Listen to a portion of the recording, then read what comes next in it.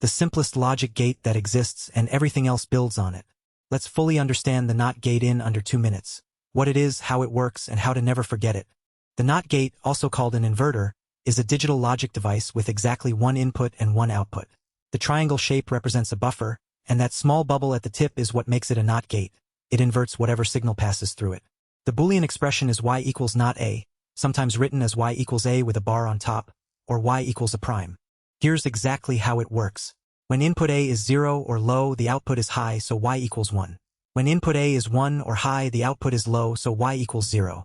That behavior gives us the complete truth table. Input 0 outputs 1, input 1 outputs 0.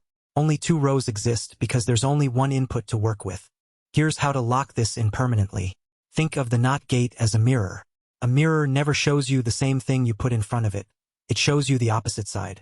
Same with NOT, whatever state goes in, you get the flipped state out.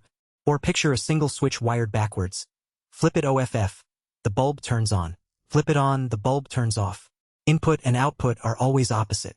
That single idea, opposite in, opposite out, is all you need to remember this gate forever. You'll run into NOT gates constantly in real digital systems. They're used to create active low signals in microcontrollers, where a pin is considered triggered when it goes low instead of high. So one input, one output, always the opposite. That's the NOT gate.